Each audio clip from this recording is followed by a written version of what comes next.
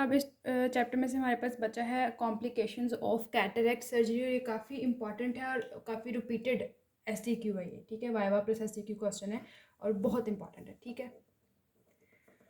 Okay ji, complications of cataract surgery में complications को हमने दो पार्ट्स में डिवाइड किया हुआ है, during anaesthesia and during operation, ठीक है। मतलब एनेस्थीसिया की कुछ कॉम्प्लिकेशंस हो सकती हैं, कुछ ऑपरेटिव कॉम्प्लिकेशंस हो सकती हैं, ठीक है। जब आप एक पेशेंट को एनेस्थीसिया दे रहे हो तो हो सकता है ड्यूरिंग, जैसे हमने कहा था कि हमने रीट्रोबल्बर एनेस्थीसिया देना है, तो रीट्रोबल्बर एनेस्थीसिया देते हुए रीट्रोबल्बर हेमरेज हो सकता है पेशेंट को, राइट। फिर आप जब इंसिजन दे रहे हो, ठीक है, तो आपने उस टाइम आपके पास ग्लोब की परफोरेशन हो सकता है आपने ऑप्टिक नर्व को डैमेज कर दें, जिसकी वजह से ऑप्टिक एट्रोफी और ब्लाइंडनेस हो सकती है पेशेंट को, ठीक है। कोई ऐसे नर्व को आपने डैमेज कर दिया जिसकी वजह से आपके पास कार्डियक अरेस्ट है, सिस्टमिक टॉक्सिसिटी हो गई है, तो आपने याद रखना है कि पेशेंट को हेमरेज हो सकता है, ठीक है, ऑप्टिक एट्रोफी हो सकती है, कार्डियक अरेस्ट हो सकता है, सिस्टमिक टॉक्सिसिटी और परफोरेशन हो सकती है, ठीक है। एनेस्थीसिया की कॉम्प्लिकेशंस ये हैं। फिर आपके पास ऑपरेटिव कॉम्प्लिकेशंस हैं, कुछ इंट्रा ऑपरेटिव होती हैं और कुछ आपके पास पोस्ट ऑप होती हैं, ठीक है। ड्यूरिंग ऑपरेशन आप क्या कर सकते हो, आप हेमरेज कर सकते हो, सुप्रा कोरोइडल हेमरेज कर सकते हो आप, ठीक है। हमें पता है कि हमने पोस्टीरियर कैप्सूल को मेंटेन करना होता है, हो सकता है आप पोस्टीरियर कैप्सूल को ही रप्चर कर दो, ठीक है। और फिर जब आपने न्यूक्लियस नॉर्मली प्लेस करना होता है मतलब विद इन कैप्सूल, तो हो सकता है आपने न्यूक्लियस ड्रॉप कर दो, विट्रस कैविटी में जाके न्यूक्लियस गिर जाए, ठीक है। फिर आपने पीछे क्या पढ़ा है, विट्रस कैविटी पड़ी हुई है, तो हो सकता है वहाँ से अपना विट्रस लॉस कर दो आप, ठीक है। हाइफीमा हो सकता है, blood in the interior chamber, right, वही हेमरेज की वजह से हो सकता है हाइफीमा हो जाए, और फिर आयराइडोडायलिसिस। तो आपके पास 6 इंट्रा ऑपरेटिव कॉम्प्लिकेशंस हैं। सुप्रा कोरोइडल आप हेमरेज कर सकते हो, राइट, आप रप्चर कर सकते हो पोस्टीरियर कैप्सूल को, न्यूक्लियस ड्रॉप कर सकते हो, विट्रस लॉस है, हाइफीमा है और आयराइडोडायलिसिस है, ठीक है। ये तो ड्यूरिंग ऑपरेशन हो गई। अब पोस्ट ऑप क्या होंगे, पोस्ट ऑप में हमने डिवाइड किया हुआ है early post op and let post op, ठीक है। अर्ली जब आपने किया है तो कुछ देर बाद हो सकता है पेशेंट को अंदर इन्फेक्शन हो, जिसको हम कहते हैं एंडोफ्थेल्माइटिस, ठीक है।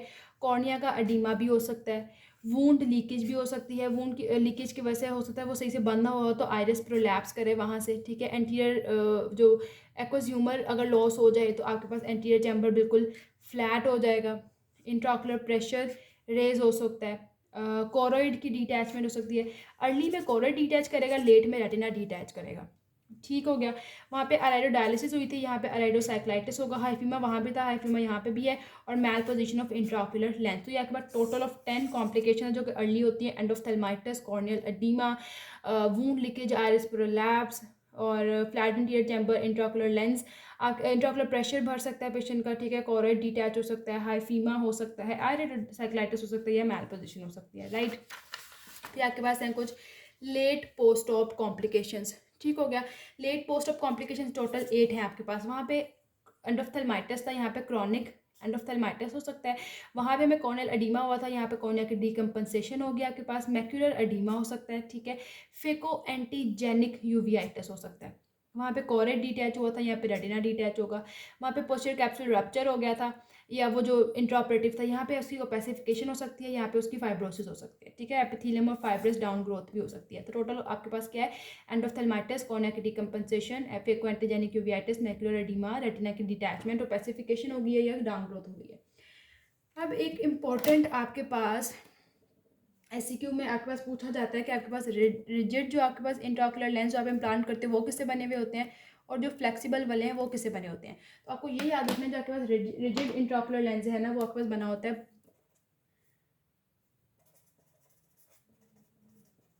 पॉलीमिथाइल मैथ एक्रिलेट। एमसीक्यू में भी पूछ सकते हैं, polymethyl meth acrylate rigid intraocular lens जो है वो इससे बना होता है। और जो फ्लेक्सिबल है ना, फ्लेक्सिबल की फिर दो टाइप्स होती हैं, एक होता है फोल्डेबल, एक होता है रोलेबल। जिसको आप फोल्ड कर सकते हो, जिसको आप रोल कर सकते हो। इसमें जो आपके पास फोल्डेबल है ना, आपके पास फोल्डेबल का वो पूछते हैं फ्लेक्सिबल इंट्राओकुलर लेंस किस चीज़ से बना हुआ है, ये आपके पास बना हुआ होता है सिलिकॉन या एक्रिलिक से, ठीक है। ये चीज़ें याद रखनी, सिलिकॉन हाइड्रोजेल भी होती है, दो तीन याद कर लो, एक दो तो याद रह ही जाएगा, ठीक है। सिलिकॉन एक्रिलिक या हाइड्रोजेल। अब आपके पास बचता है ए फेकिया, ठीक है, सिर्फ ए फेकिया बचता है। ए फेकिया के बारे में हम थोड़ा सा देख लेते हैं क्या होता है aphakia. Aphakia means absence of lens in the eye, basically absence of lens होगा। और लेंस कैसे एब्सेंस होता है, आपने वैसे ही लेंस रिमूव कर दिया या आपके पास हाइपर मैच्योर कैटरैक्ट या एब्जॉर्प्शन हो गया। हाइपर मैच्योर कैटरैक्ट में भी आपके पास लेंस का मैटर एब्जॉर्ब हो जाता है, एक वैसी एब्जॉर्प्शन हो गई है लेंस मैटर की ट्रॉमा की वजह से, या आपके पास आपने लेंस को वैसे सर्जरी करके रिमूव कर दिया। तो 3 कंडीशन है जिसमें आपके पास एक क्या हो जाता है, that is the removal of the इंट्राओक्युलर lens, cataract surgery या वैसे कोई सर्जरी की है, एब्जॉर्प्शन हो गई है, हाइपर मैच्योर कैटरैक्ट। अब इसमें क्या सिम्टम्स आएंगे, अब देखो अगर पेशेंट को लेंस ही नहीं है, लेंस आपके पास एक इंपॉर्टेंट पार्ट है, आई के रिफ्रैक्टिव इंडेक्स बनाता है, तो जब लेंस नहीं होगी तो पेशेंट की विजन कम होगी, मतलब दूर और पास दोनों की विजन कम है, ठीक है, reduce vision both for distance and near. और पेशेंट हाइपर मेट्रोपिक होता है, ये चीज़ आपने याद रखनी है। जो एफ पेशेंट है वो क्या है, हाइपर मेट्रोपिक है। आपने साइंस जब देखने तो आप देखोगे, सबसे पहले देखोगे, देखो लेंस रिमूव किया तो कोई सूचर वगैरह तो लगे होंगे, लिम्बस वाले एरिया से आपको कोई सूचर या कोई स्कार्स वगैरह नजर आएंगे, ठीक हो गया। फिर anterior chamber, definitely anterior chamber आपके पास बहुत डीप नजर आएगा आपको, और प्यूपिल जेट ब्लैक हो जाएगा, ठीक है। एंटीरियर चैम्बर आपके पास क्या है, आपके पास बहुत डीप हो जाएगा और प्यूपिल जेट ब्लैक होगा। और आयरिस में क्या होगा, उसकी ट्रेमल्शियसनेस हो जाएगी, इसको कहते हैं आयरोडोडोनेसिस, ठीक है। और हाइपरमेट्रोपिया मिलेगा आपको रेटिनोस्कोपी पे, ठीक है। तो क्या क्या चीज़ें, लिम्बस में कोई लीनर स्कार सूचर मिलेगा। फिर एंटीरियर चैम्बर देखो तो बहुत ज़्यादा डीप होगा, आयरिस में आयरोडोडेनेसिस होगी और प्यूपिल जेट ब्लैक होगा, परकंजी इमेजेस बनेंगी, मतलब third and fourth images absent होंगी। और रेटिनोस्कोपी, अच्छा देखो आपके पास जो लेंस है, टोटल हमारी आई है उसका 59 है रिफ्रैक्टिव इंडेक्स, ठीक है, 59 होता है। अगर आपके पास इसमें से आप निकाल दो लेंस को तो पीछे सिर्फ और सिर्फ 43 डायोप्टर्स बचता है, जो सिर्फ और सिर्फ कॉर्निया की वजह से होता है, ठीक हो गया। अब इसकी वजह से पेशेंट क्या हो जाता है, हाइपर मेट्रोपिक बन जाता है, ठीक है। और पेशेंट को जब आपके डिस्टेंस से नियर देखना पड़ेगा ना तो अकोमोडेशन भी नहीं कर पाता, ये भी आपने याद रखना है। अब आपने कैसे इसको ठीक कर सकते हो, पेशेंट को आप स्पेक्टिकल्स दो, ठीक है, उस पेशेंट को आप कॉन्टैक्ट लेंस दो, मतलब उनको हाइपरमेट्रोपिया ही आपने बेसिकली ठीक करना है ना, या आपने उसको इंट्राओकुलर लेंस इम्प्लांट कर दो। तो ये कुछ तरीके हैं जिसकी वजह से आप उसको ठीक कर सकते, इंट्राओकुलर लेंस इम्प्लांट कर दो या केराटो रिफ्रैक्टिव सर्जरी कर दो,